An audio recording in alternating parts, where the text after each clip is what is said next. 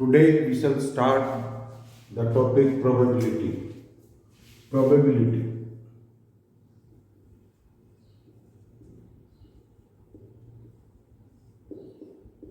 Probability समझने के लिए इसके क्वेश्चंस करने के से पहले हमें कुछ टर्म्स हैं जिनका जानना बहुत जरूरी है। Number 1, this is experiment. Experiment means operation. कोई भी ऑपरेशन करते हैं हम, ये 2 टाइप्स के होते हैं, एक डिटर्मिनिस्टिक एक्सपेरिमेंट एंड दूसरा प्रोबेबिलिस्टिक एक्सपेरिमेंट। डिटर्मिनिस्टिक एक्सपेरिमेंट क्या होता है? The experiment which have only one possible outcome. Means आपने मान लीजिए आपने एच हाइट से एक पत्थर को नीचे ड्रॉप किया है एच हाइट से, यहां पर इसकी velocity square root of 2gh के इक्वल होगी। अब इस स्टोन को कितनी भी बार ड्रॉप करेंगे, you will get the same velocity out here. This is scientific laws जो है सारे के सारे डिटर्मिनिस्टिक एक्सपेरिमेंट हैं, इनसे रिजल्ट सेम कंडीशन के अंदर, सेम सर्टेन जो कंडीशंस आपको दे रखे हैं उन कंडीशंस में, उन सेम कंडीशन के अंदर रिजल्ट जो आएगा, आउटकम जो आएगी वो क्या होगी? आपकी सेम होगी। जैसे the experiment which have only one possible outcome or which results in a certain or a unique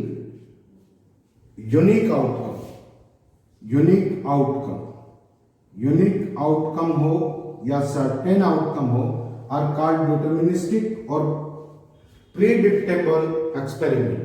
means आपको हाइट का पता है तो आप यहां से प्रिडिक्ट कर सकते हैं कि किस वेलोसिटी से ये स्टोन जो है अर्थ के ऊपर स्ट्राइक करेगा। तो दीज आर डिटर्मिनिस्टिक एक्सपेरिमेंट जिनके रिजल्ट्स को हम प्रिडिक्ट कर सकते हैं। But there are certain experiments in which we cannot predict the result. We can say the what will be the possible outcomes, but actual outcome उस case में हम predict नहीं कर सकते हैं। एंड ऐसे एक्सपेरिमेंट्स को हम क्या कहते हैं? प्रोबेबिलिस्टिक एक्सपेरिमेंट कहते हैं। An experiment when repeated under identical conditions does not produce same outcome every time। हर बार ये सेम आउटकम नहीं देता है। लाइक आपने कॉइन को टॉस किया, एक सर्टेन फोर्स से इसको आपने उछाला, जमीन पे गिरेगा, हेड आएगा या टेल आएगा। आप ये तो जानते हैं या तो हेड आएगा या टेल आएगा, but exactly you cannot predict कि हेड आएगा या टेल आएगा। यूनिक उसकी आउटकम आप नहीं बता सकते हैं। Means we cannot ensure a certain result by performing the experiment under certain conditions. Here we know the possible outcomes, हमें पॉसिबल आउटकम्स का पता होता है, but we cannot predict the actual outcome का हम प्रिडिक्ट नहीं कर सकते कि हेड आएगा या टेल आएगा। इसी तरह से डाई को रोल किया, उसके टॉप सरफेस के ऊपर 1 2 3 4 5 6 अगर लिख देते हैं उनके फेसेस के ऊपर, टॉप फेस पे क्या आएगा हम एग्जैक्टली ये प्रेडिक्ट नहीं कर सकते हैं। बट ये बता सकते हैं कि 1 से लेकर के 6 तक कोई नंबर आएगा, क्योंकि 1 से लेकर के 6 तक ही उसके फेसेस के ऊपर नंबर्स लिखे हुए। तो ऐसा एक्सपेरिमेंट जिसमें पॉसिबल आउटकम्स के बारे में तो आप जानते हैं, but you can not predict कि what will be the actual outcome, ऐसे एक्सपेरिमेंट्स को हम क्या कहते हैं? प्रोबेबिलिस्टिक एक्सपेरिमेंट कहते हैं। एंड जहां पर पॉसिबल आउटकम्स हैं आपकी, अगर इनका एक सेट बना दें, is the set of all possible outcomes is known as sample space. इसको हम क्या कहते हैं? सैंपल स्पेस कहते हैं। Like when a coin is tossed,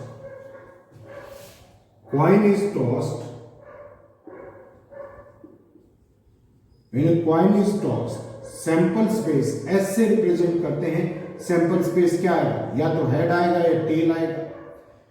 head और टेल पॉसिबल आउटकम्स हैं, इनका सेट बना देते हैं। सेट को सेट में क्या करते हैं, कर्ली ब्रैकेट के अंदर इंक्लोज करते हैं और इसके एलिमेंट्स को कॉमा से सेपरेट कर देते हैं।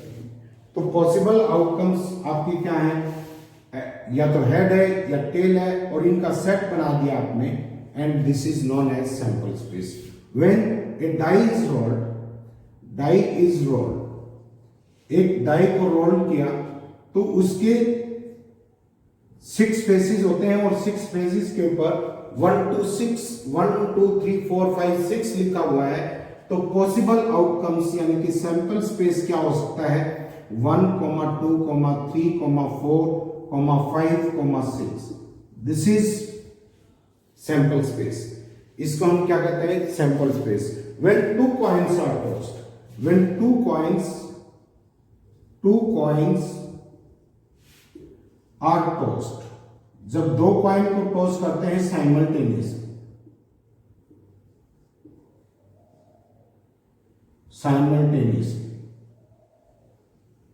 तो पॉसिबल आउटकम सैंपल स्पेस इसका क्या हो सकता है, दिस इज सैंपल स्पेस।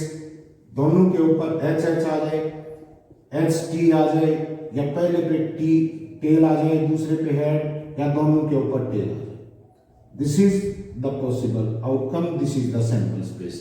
तो इसमें एक पॉइंट टॉस करते हैं, उसके अंदर पॉसिबल आउटकम्स कितनी है, 2 है। And when 2 coins are tossed, then possible outcomes कितना आगा, 2 raised to power। Similarly when 2 dice are tossed, जब 2 डाइस को टॉस करते हैं तो पॉसिबल आउटकम्स कितनी होंगी, number of element in sample space कितने होंगे आपके, 6 raised to power 2, क्योंकि एक डाई में 6 होते हैं, तो 2 डाई को टॉस किया है तो 6 raised to power 2 means 36 elements sample space में होंगे। ये जो सैंपल स्पेस में पॉसिबल आउटकम्स का सेट है जो कॉमा से सेपरेट कर रखा है, इनको हम क्या बोलते हैं, एलिमेंट्स बोलते हैं इस सेट के। And when 1 die is tossed, number of element in sample space this is 6, and when 2 dice are tossed, number of elements in sample space कितने हो जाएंगे, 36। When 1 coin is tossed, number of elements in sample space is equal to कितना आ गया, 2। And when 2 coins are tossed, the number of elements in sample space is 2 raised to power 2. This is called to 4. आगे देखिए, when the die is rolled, then sample space, जिसको हम S से denote करते हैं, sample space क्या होगा, sample space होता है possible outcomes। डाई के सरफेसेस के ऊपर 1 2 3 4 5 6 लिखा हुआ है, जब उसको थ्रो करेंगे आप, टॉस करेंगे, तो उसके टॉप मोस्ट फेस के ऊपर 1 भी आ सकता है, 2 भी आ सकता है, 3 भी आ सकता है, 4 भी आ सकता है, 5 और 6 सबके इक्वल आने के चांसेस हैं।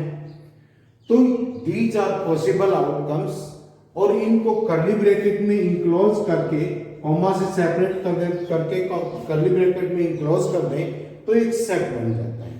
सेट क्या होता है, set is a well defined collection of objects. यहां पर वेल डिफाइंड का मतलब क्या है, जो नंबर किस पे होंगे, डाई के ऊपर लिखे हुए होंगे, वही नंबर यहां लिखे जाएंगे, means it is a set. And अगर आपके पास 2 सेट है, जैसे A is equal A set है, this is 1 2 3, and B set है आपके पास, दिस इज 2 4 और 9, ये सेट है। इसे अलग लिया है, इसे कोई कंसर्न नहीं है, अलग लेके चले।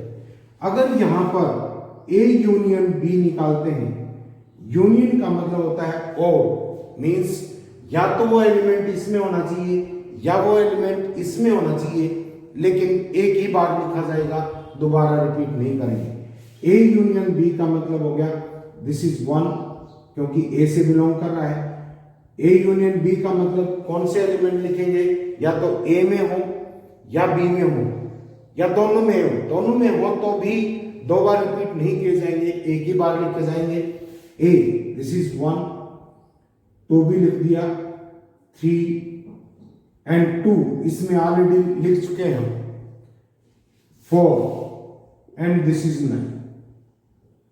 This is A union B, मीन्स दोनों के एलिमेंट लिखने हैं बट एक एक बार लिखने हैं, या ये कहते हैं कि ए यूनियन बी में वो सारे एलिमेंट्स होंगे या तो वो ए में है या बी में है या दोनों में है, या दोनों में, बट उसको रिपीट नहीं करेंगे, आप एक ही बार लिखेंगे। अब ए इंटरसेक्शन बी में कौन से एलिमेंट्स आते हैं? दोनों के common elements. This is common elements of A and B. तो यहां पर ए इंटरसेक्शन बी में क्या आ जाएगा? दोनों में कॉमन तो 2 अकेला है, this is equal to 2, curly bracket के अंदर क्लोज करते हैं इसको सेट को, तो A intersection B is equal to क्या आ गया आपका? 2 आ गया। अगर मान लीजिए कोई सी सेट ले लिया, सी इज इक्वल टू क्या है? 9, 10 और 11 है। अब यहां पर ए और सी का इंटरसेक्शन करें, ए इंटरसेक्शन सी, इनमें तो कोई भी एलिमेंट कॉमन नहीं है, तो यहां पर क्या देंगे? इसको या तो ब्लैंक ब्रैकेट लिख दो या इसको 5 लिखते हैं। 5 मीन्स उनमें कोई ऐसा एलिमेंट नहीं है। A set having no element is known as 5। तो ए इंटरसेक्शन सी यहां क्या है? This is 5। तो ये चीज क्लियर हो गई। इंटरसेक्शन का मतलब दोनों में कॉमन एलिमेंट्स, एंड यूनियन का मतलब क्या है? दोनों के एलिमेंट्स या तो ए से बिलोंग कर रहे हो या बी से बिलोंग करते हैं या दोनों से बिलोंग करते हैं, बट उनको रिपीट नहीं करेंगे, एक ही बार लिखेंगे।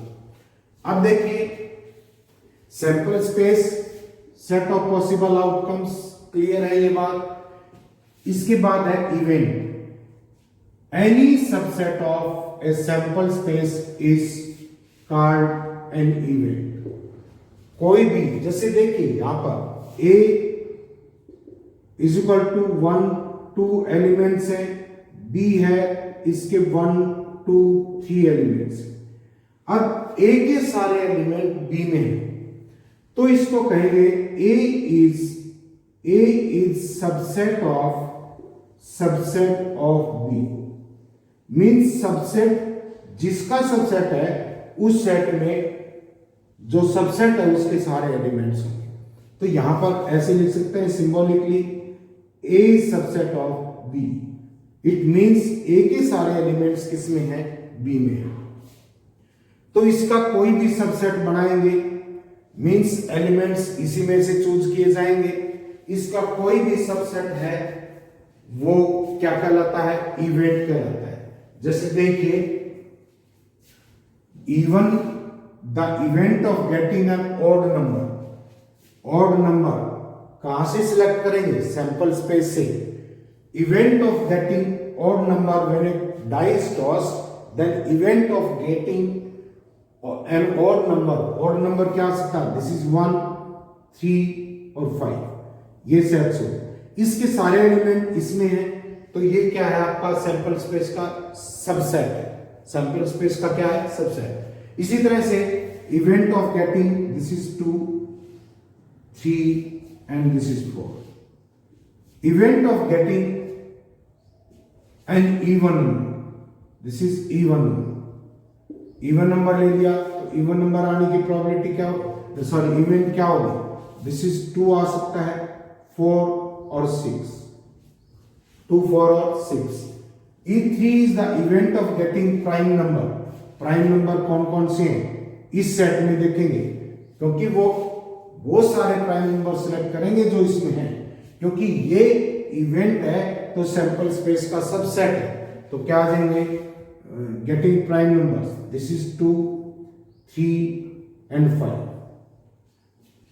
इसी तरह से event of getting a number greater then 3, एक नंबर ग्रेटर देन 3 होना चाहिए। ग्रेटर देन 3 क्या आ गया? दिस इज 4 हो सकता है, 5 हो सकता है एंड 6 हो सकता है,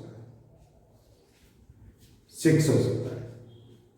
ठीक है, this is the definition of event. Any subset of sample space को हम क्या कहते हैं? इवेंट। इवेंट ऐसे डिफाइन करते हैं, इवन इवेंट है, जैसे event of getting an odd number, तो सारे ऑड नंबर ले लेंगे जो इस सैंपल स्पेस में है।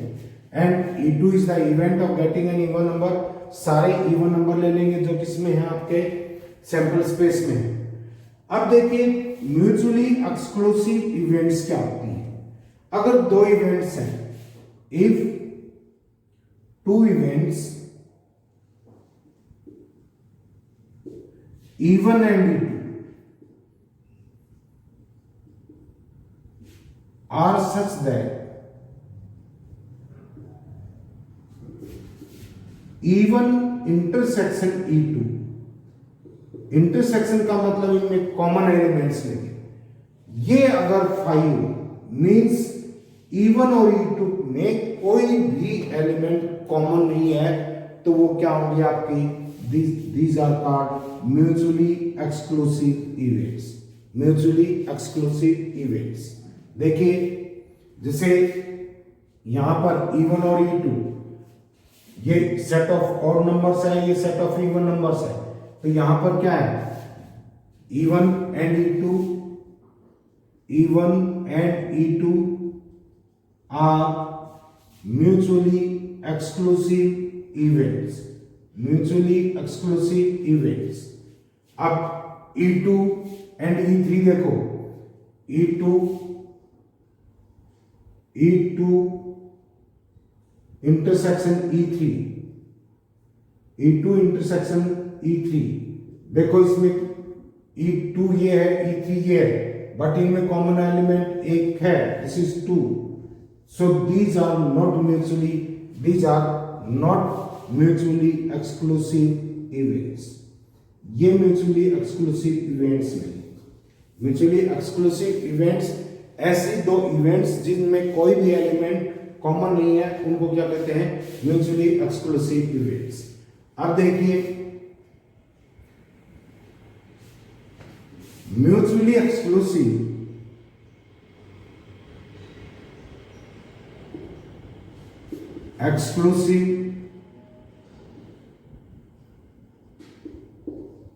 event and exhaustive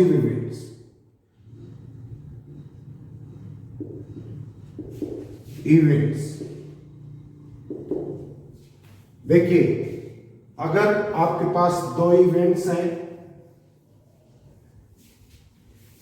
E1 और E2, E1 is equal to क्या है, E1 is equal to 1 2 3 and E2 is equal to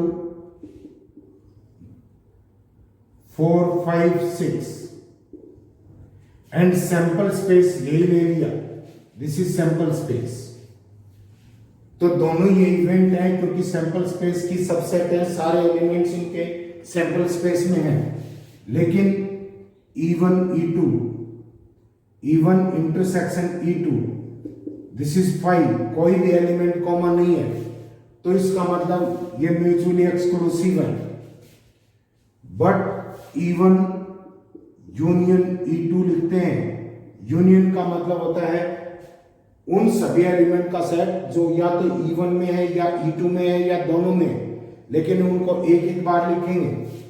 तो देखिए this is 1 2 3 4 5 6, E1 union E2, and ये सारा किसके इक्वल हो गया, this is equal to sample space के ऊपर।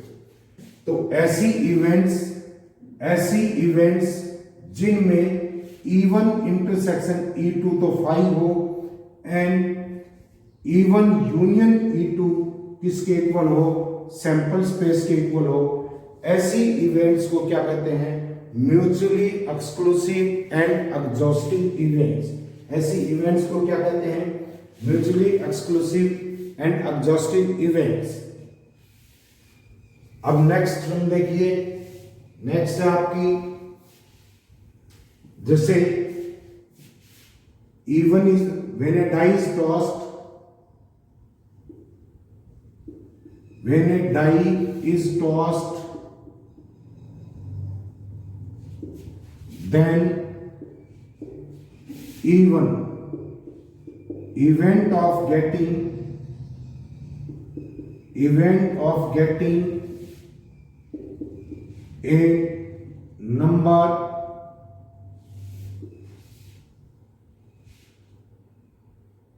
greater than equal to number की बजाय यहां पर नेचुरल नंबर ले लो, natural number greater than equal to 1 and less than equal to 6। अगर डाई को टॉस किया तो वो प्रोबेबिलिटी क्या है कि नंबर क्या है, एक आए या एक से बड़ा और वो नेचुरल नंबर हो और 6 से छोटा या 6 के इक्वल हो, तो इसमें तो ये सारे के सारे ही इंक्लूड हो गए। तो इसमें एलिमेंट्स क्या आएंगे, कौन से हो सकते हैं, 1 2 3 4 5 6। इसका मतलब इवन एक नंबर तो टॉस करेंगे तो कॉइन डाई के टॉप सरफेस पे कम से कम एक नंबर तो आएगा ही। ऐसी इवेंट्स को क्या कहते हैं हम, श्योर इवेंट्स। श्योर इवेंट्स यानी कि N event which will happen definitely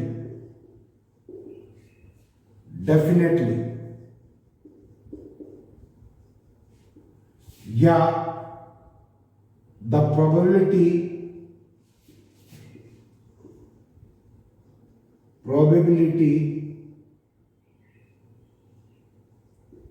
of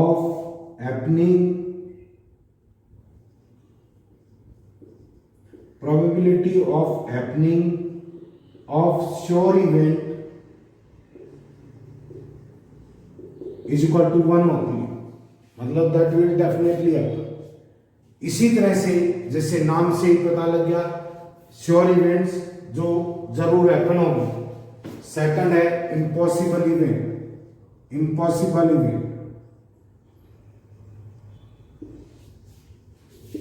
an event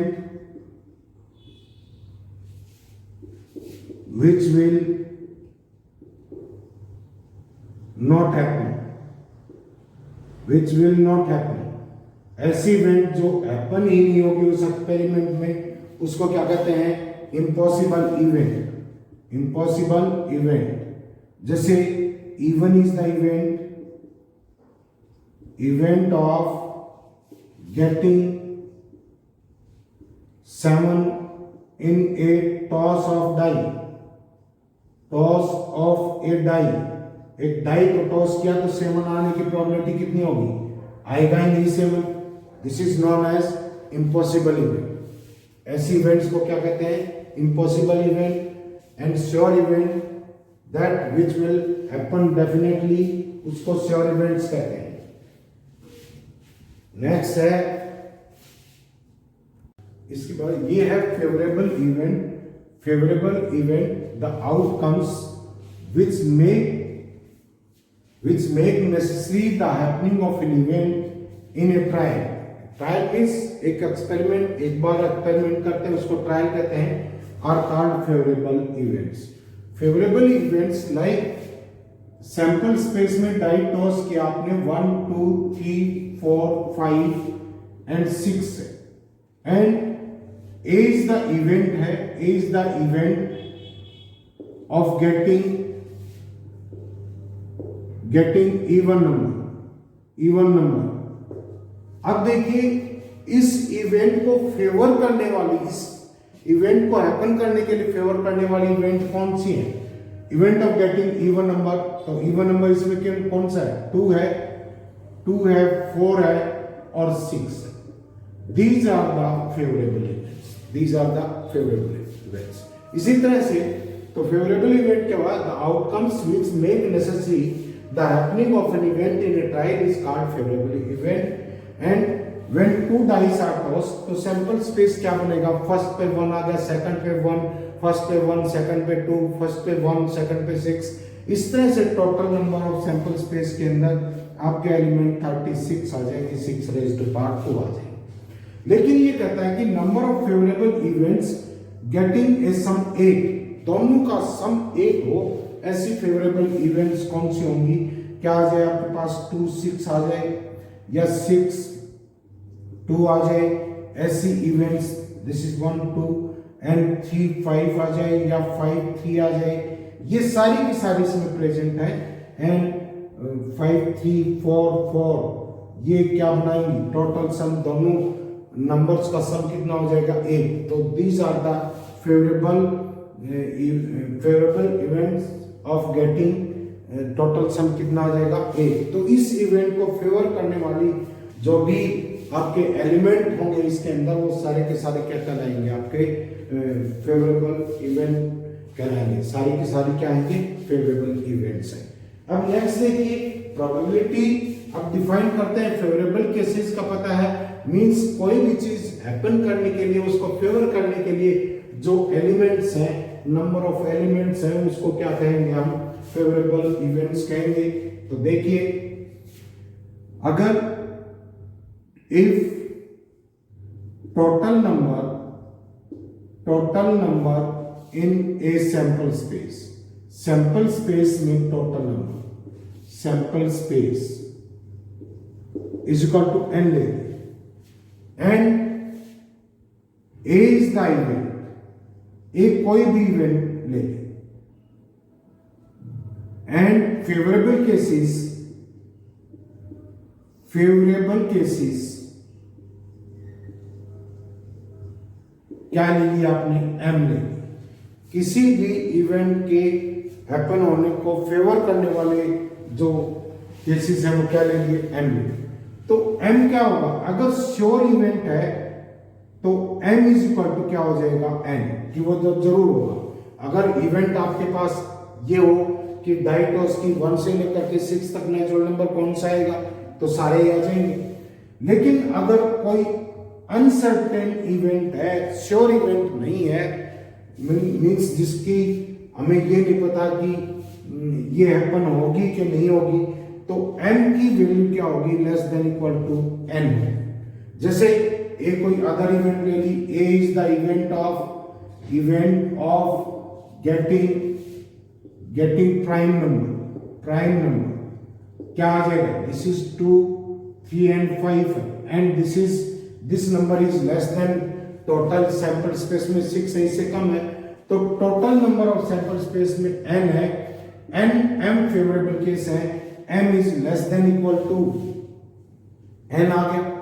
and m या तो ये केस होंगे या नहीं होंगे, this is greater than equal to 0 आ गया। अब हम प्रोबेबिलिटी निकालते हैं, probability of an event, probability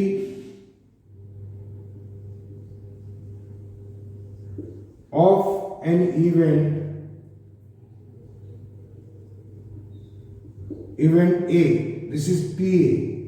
इसको किसके इक्वल लिखते हैं, number of favourable cases, number of favourable cases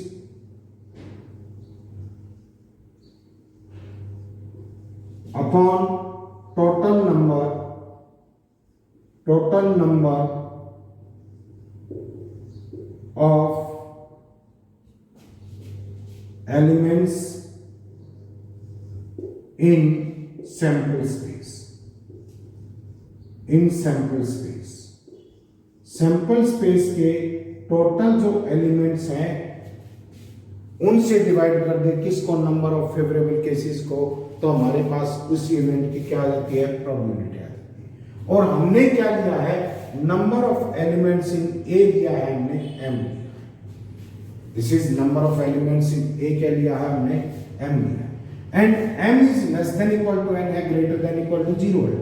दोनों तरफ अगर हम n से डिवाइड कर दें इनइक्वालिटी का क्रॉस, तो क्या आ जाएगा, n upon 0 upon n 0 greater than equal to m upon n less than equal to 1। And ये क्या है, these are favourable cases upon total number of cases, तो ये क्या होगा आपका, probability of A is less than equal to 1 greater than equal to 0।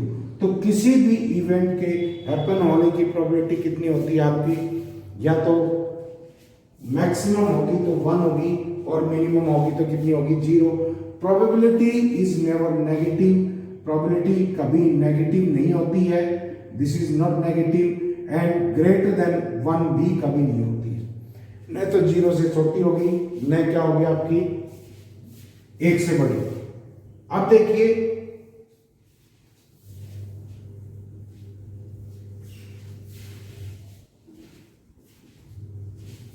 If total number of elements in sample space में total number of elements लेते हैं हम n लेते हैं। ए इज द इवेंट, एक कोई भी इवेंट है जिसकी हम प्रोबेबिलिटी निकालें। Favourable cases,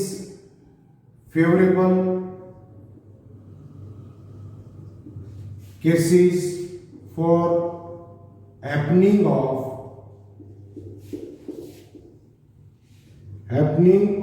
A is equal to m ले। तो number of cases या number of elements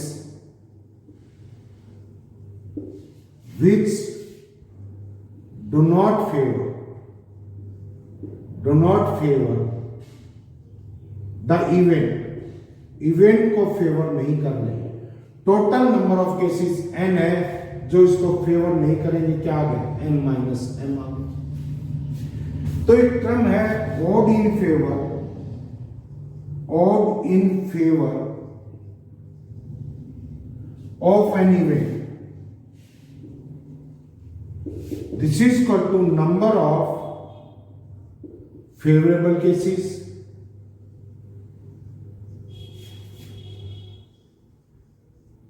upon number of cases which do not favor the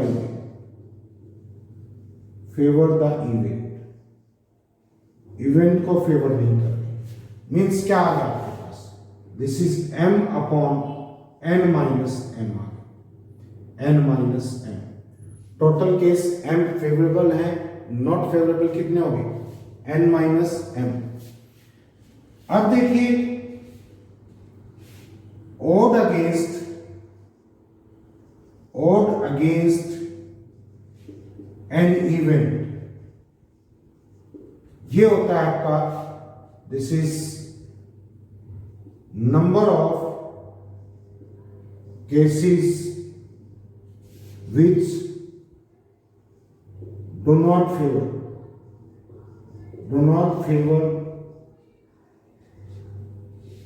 the event को फेवर नहीं करे, upon favourable cases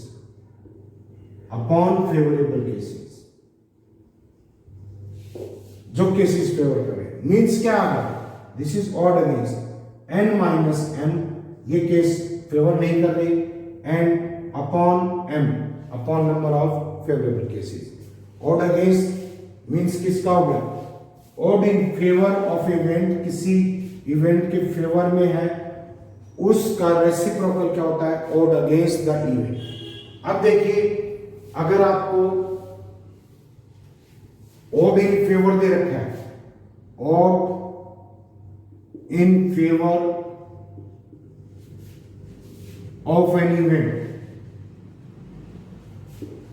this is क्या दे रखा है, मतलब एक रेशियो होता है, क्या है आपके पास m upon n minus m। तो यहां से क्या निकालेंगे, ऊपर जो आएगा वो क्या आएगा, नंबर ऑफ फेवरेबल केसेस। तो यहां से क्या कर लेंगे, number of favourable cases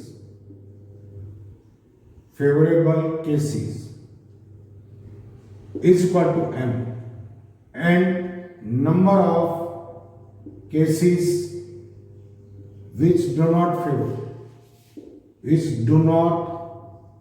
favor the event, this is equal to n minus m। तो total number of cases, total cases क्या हो जाएंगे, दोनों को ऐड कर दो, plus n minus m is equal to n।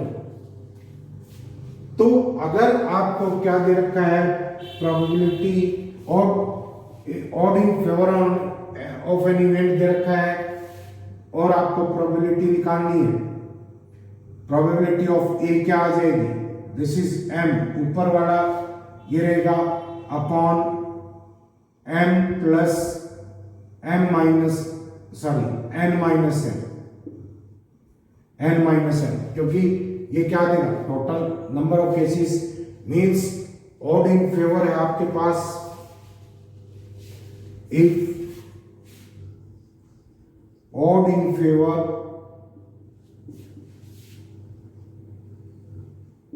Of an event is equal to 2/3 है। तो देखिए यहां पर फेवरेबल केस कितने हैं, फेवरेबल केस कितने हैं, 2, एंड ऑड इन फेवर क्या होता है, favourable case upon cases which are not favourable case. तो टोटल नंबर ऑफ केसेस कितने आ जाएंगे, दिस इज 2, प्रोबेबिलिटी निकालने इस इवेंट की, favourable case 2 upon total case 2 + 3, this is 5। तो इफ odd in favor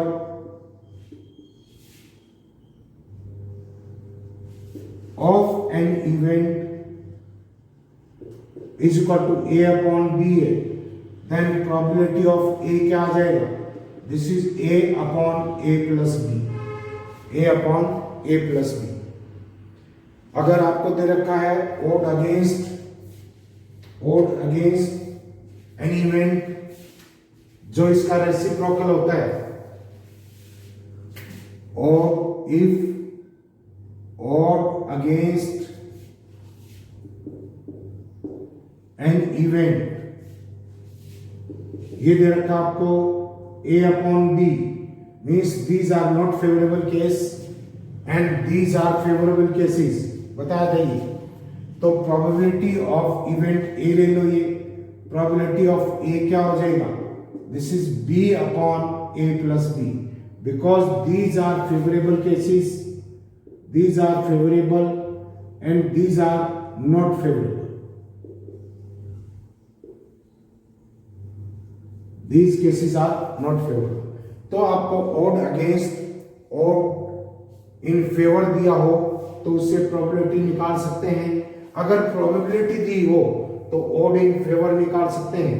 जैसे मान लीजिए P A दे रखा है आपको, प्रोबेबिलिटी ऑफ एन इवेंट 5/7 दे रखा है, and odd against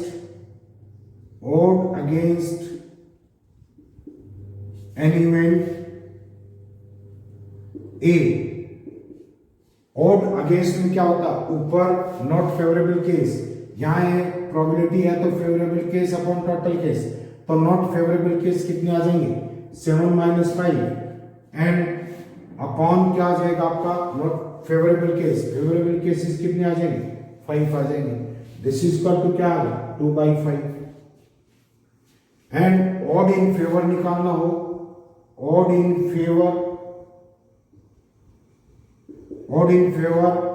of A, odd in favour में क्या होता है, favourable case this is 5 upon not favourable case, total case 7 है क्योंकि प्रोबेबिलिटी में नीचे 7 टोटल केसेस आते हैं, तो क्या आ जाएगा 7/5, this is equal to 5/2, this is 5/2।